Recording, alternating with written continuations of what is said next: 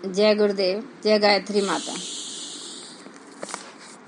गायत्री की दैनिक साधना, यह पुस्तक मैं बोल रही हूँ।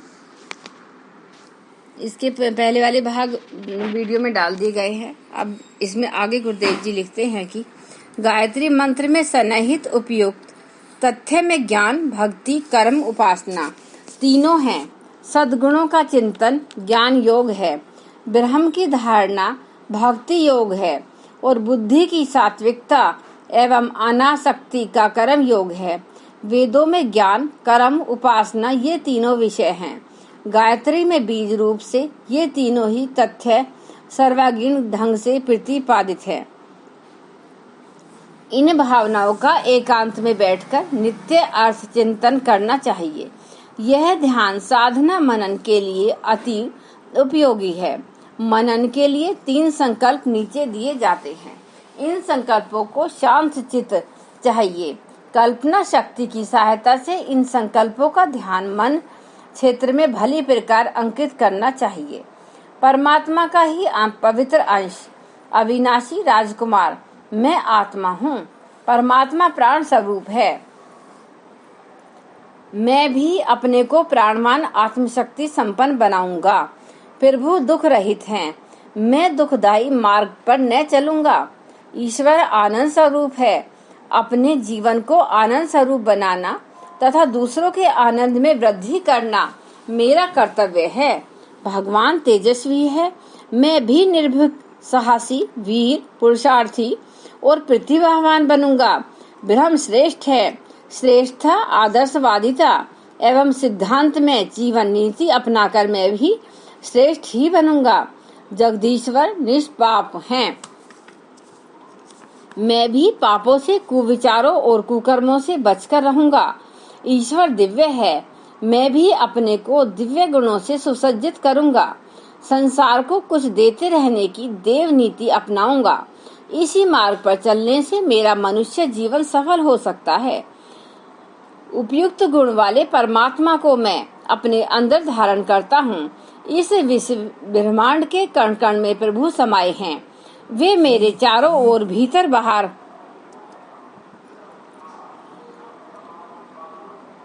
सर्वत्र फैले हुए हैं। मैं स्मरण करूंगा, उन्हीं के साथ हंसूंगा और खेलूंगा। वे ही मेरे चिर सहचर हैं। लोभ, मोह, वासना और तृष्णा का प्रलोभन दिखाकर पतन के गहरे गर्त में ढकेल देने वाली दुर्बुद्धि से, माया से बचकर अपने को अंतर्यामी परमात्मा की शरण में सौंपता हूँ। उन्हें ही अपने हृदय सन पर अवस्थित करता हूँ। अब वे मेरे हैं और मैं केवल उन्हीं का हूँ। ईश्वरीय आदर्शों का पालन करना और विश्व मानव परमात्मा की सेवा करना ही अब मेरा लक्ष्य रहेगा। सद्बुद्धि से बढ़कर और कोई देवी वरदान नहीं हो सकता। इस दिव्य संपत्ति को प्राप्त करने के लिए मैं घोर तप करूंगा। आत्मचिंतन करके अपने अंतःकरण चतुष्टय में, मन, बुद्धि, चित्त, अहंकार में छिपकर बैठी हुई कुबुद्धि को बारीकी के साथ ढूंढूंगा और उसे बहिष्कृत करने में कोई कसर न रहने दूंगा। अपने आदतों, मान्यताओं, भावनाओं और विचारधाराओं में जहाँ भी कुबुद्धि पाऊंगा वहीं से हटाऊंगा। असत्य को त्यागने और सत्य को ग्रहण करने में रत्ती भर भी दुराग्रह नहीं करूंगा। अपनी भूलें मानने और विवेक संगत बातों को मानने में तनिक भी दुराग्रह नहीं करूंगा। अपने स्वभाव, विचार और कर्मों की सफाई करना, सड़े गले कूड़े कचड़े को हटाकर नित्य शिवम सुंदरम की भावना में अपनी मनोभूमि को सजाना अब मेरी प्रधान पूजा पद्धति होगी। इसी पूजा पद्धति से प्रसन्न होकर भगवान मेरे अंतःकरण में निवास करेंगे।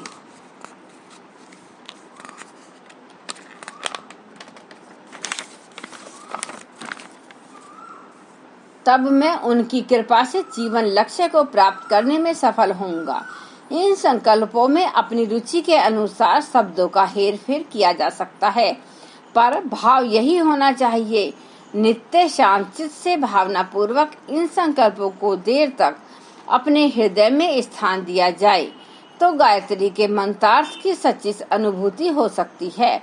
इस अनुभूति से मनुष्य दिन अध्यात्म मार्ग में ऊंचा उठ सकता है। नित्य हवन विधि। गायत्री उपासना से हवन का घनिष्ठ संबंध है। गायत्री उपासक को अपनी सुविधा और स्थिति के अनुसार हवन भी करते रहना चाहिए। बड़े यज्ञों की हवन विधि छापी जा चुकी है, पर जिन्हें नित्य हवन करना हो या जिनके पास बहुत ही कम समय हो, उनके लिए और भी संक्षिप्त विधि नीचे दी जा रही है।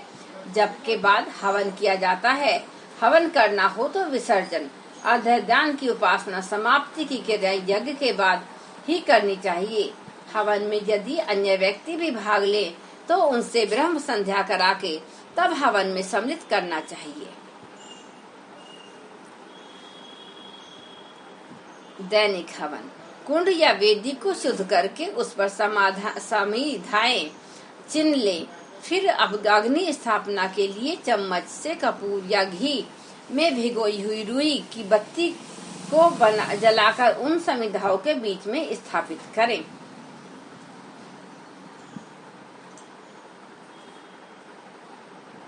जब अग्नि समिधाओं में प्रवेश कर जावे तो तब उसे पंखे से प्रवेशित करें।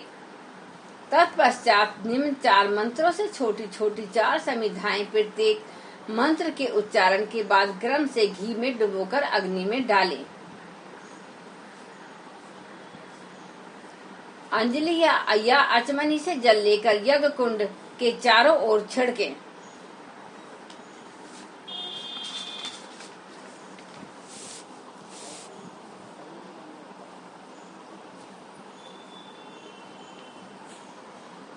नीचे लिखी आहुतियां केवल घृत की देवें और घी होमने की चम्मच से बचा हुआ घृत इदनम उच्चारण के साथ परिणीता जल से भरी हुई कटोरी में आहुति के बाद टपकाते जाए। यही टपकाया हुआ घी अंत में ग्रहण के काम आता है। गायत्री मंत्र से जितनी आहुतियां देनी हो हवन में सामग्री तथा घी से देनी चाहिए। यदि 2 व्यक्ति हवन करने वाले हों तो एक सामग्री दूसरे घी से होमे। यदि एक ही व्यक्ति हो तो सामग्री में घी मिलाकर आहुति दें।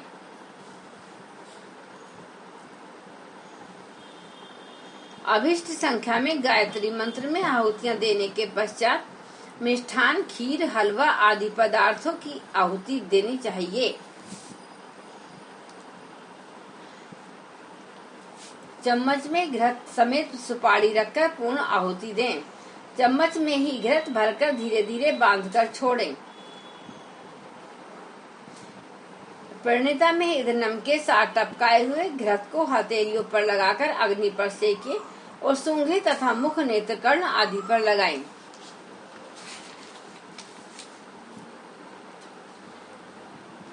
शुश्रवा से यज्ञ भस्म लेकर अनामिका उंगली से निम्न मंत्र द्वारा क्रमशः ललाट, ग्रीवा, दक्षिण बाहुबल तथा हृदय पर लगावें। हाथ जोड़कर सबके कल्याण के लिए शांति पाठ करें।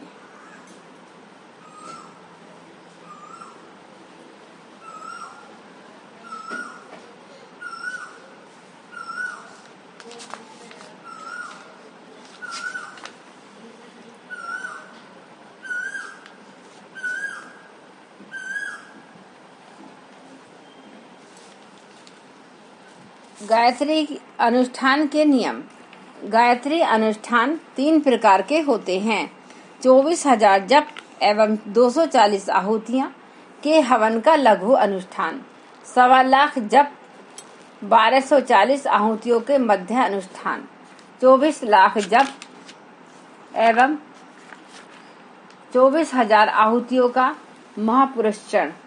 लघु अनुष्ठान 9 दिन में 27 माला प्रतिदिन के हिसाब से पूर्ण होता है। मध्यम अनुष्ठान 40 दिन में 33 माला प्रतिदिन के हिसाब से पूर्ण करना चाहिए। 24 लक्ष्य यदि 1 वर्ष में करना हो तो 66 माला प्रतिदिन करनी पड़ती हैं।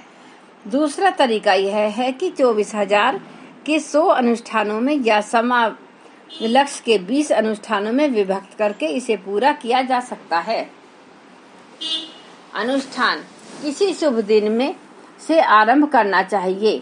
इसके लिए रविवार, गुरुवार, प्रतिपदा, पंचमी, एकादशी, पूर्णिमा तिथियां उत्तम हैं। तिथि या वार कोई एक उत्तम हो तो करने के लिए पर्याप्त है। चैत्र और अश्वनी की नवरात्रियां 24,000 के लघु अनुष्ठान के लिए अधिक उपयुक्त है। वैसे उसे कभी भी सुविधा अनुसार किया जा सकता है। अनुष्ठान काल में पालन करने के योग्य नियम हैं। ब्रह्मचर्य से रहना, उपवास, फल, दूध, बिना नमक का भोजन, जमीन या तख्त पर सोना, अपनी हजामत कपड़े धोना आदि सेवाएं स्वयं ही करना एवं चपड़े के जूते का त्याग। नित्य जप की भांति ही अनुष्ठान में भी स्नान संध्या करके जप आरंभ कर दिया जाता है। निर्धारित हवन रोज कर सकते हैं। यह अनुष्ठान के अंत में हो सकता है। समाप्ति पर सामर्थ्य अनुसार कन्या भोजन करा देना चाहिए। प्रसाद स्वरूप गायत्री चालीसा, गायत्री माता के चित्र अथवा अन्यथा गायत्री ज्ञानवर्धक साहित्य का वितरण करना चाहिए। अनुष्ठान काल में विघ्न आने की अथवा भूल होने की संभावना रहती है, इसलिए उन्हें अनुष्ठान करना हो तो उन्हें अपने कार्य की सूचना जवाबी पत्र द्वारा शांति कुंज हरिद्वार के पते पर भेज देनी चाहिए। उत्तर में कोई निर्देश आवश्यक होगा वह भी बता दिया जाएगा और अनुष्ठान का संरक्षण तथा त्रुटियों का दोष परिमार्जन भी किया जाता रहेगा। रोग निवारण, बुद्धि राज के सफलता, दरिद्रता नाश, संतति प्राप्ति, शत्रुता निवारण एवं अन्य उलझनों को सुलझाने के लिए ही श्री किली ए हूँ आदि बीज मंत्रों के साथ अनुष्ठान किए जाते हैं। उनके विधान गायत्री महाविज्ञान प्रथम भाग में विस्तार पूर्वक बताए गए हैं।